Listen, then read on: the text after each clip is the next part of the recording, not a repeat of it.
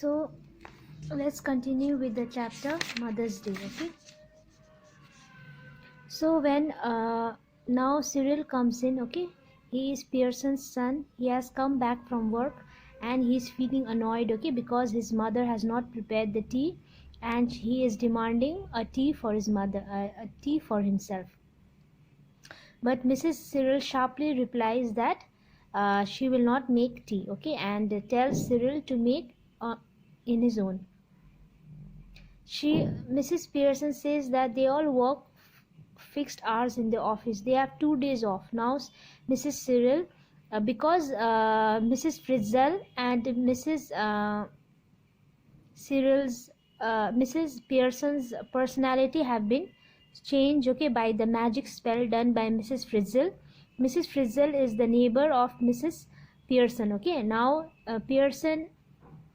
inside Mrs. Pearson's body is Mrs. Frizzell, and Mrs. Frizzell had a bold, strong personality, and okay, and Mrs. Pearson is telling that they work in office and they have a fixed hour and they have 2 days off. But what, as a housewife, Mrs. Pearson is housewife, she does not take any day off, and as well the children and the husband don't give respect to the mother of the house, okay. They treat her like a servant, and she's complaining about that. She says that henceforth she would work for fixed hour a day and will also have a day off in a week. She says that she do a little but of cooking on her own, cooking on her off days if she requested for that. Now she is also demanding 2 days weekends, okay, and she is saying that if the children or husband request, only that time in the weekend she will cook. We never get credits to our mothers, okay, who is a housewife, who is a homemaker, okay. They work without any fixed hour. Every time whatever we save, they do it for us, and we treat them like servant. So we should always respect our elders, our mothers, okay. Doris again comes in. She is in the process of dressing. She looks pale and red-eyed. Mother ridicules her, saying, "You look terrible. Charlie won't like the face of yours." Doris begins to cry. So this is how now in Mrs. Pearson's body, Mrs. Frizzell is talking to the children. Means उन लोग को ठीक पड़ रहा है, हाँ, क्योंकि they did not love her mother and did not respected her, okay. In meantime, George Pearson's coming. George Pearson is the husband of the house, okay, and he is very heavy and slow moving. He says that he won't be having tea because there is special party at the club. But he gets angry when Mrs. Pearson says that she hasn't made any tea. "My goodness," says Mrs. Pearson. Look at that man. He is angry because I haven't made tea for him. He does not even want. Ever tried at club?" So Mrs. Pearson is telling that, "See, my husband is so angry because I did not made a tea, and which he now does not even want."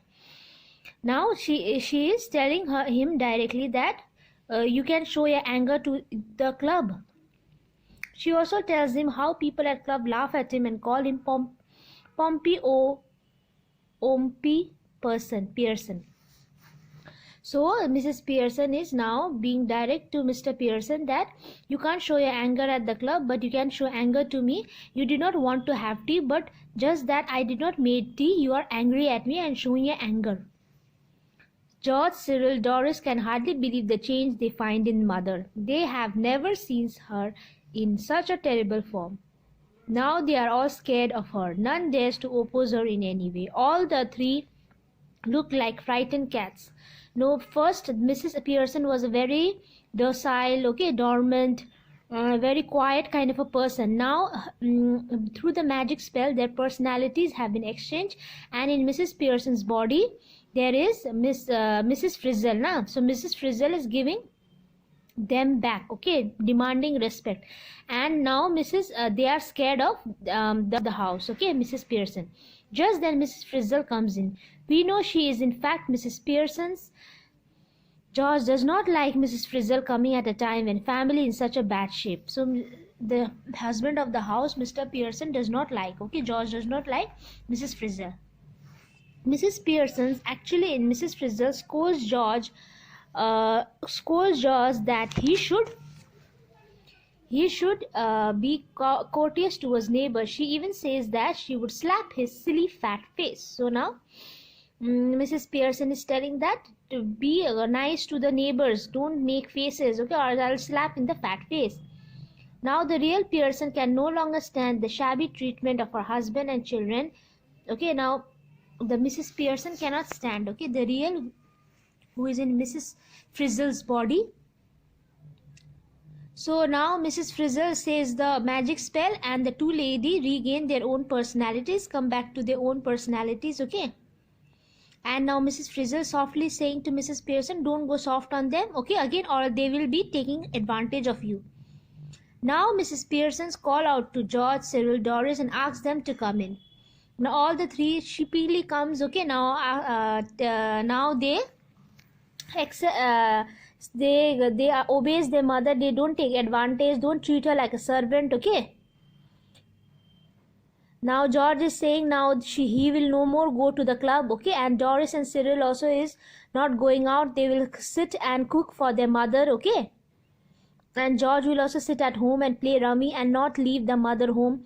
And also she says that they will go on weekend in some outside, okay, taking the mother, Mrs. Pearson, outside for dinner, lunch. So when Mrs. Frizzle goes out from the family, means from the house, the family reunites and lovingly surrounds the mother. So this is how the magic spells bring Mrs. Pearson's life, bring back the respect she deserves, okay.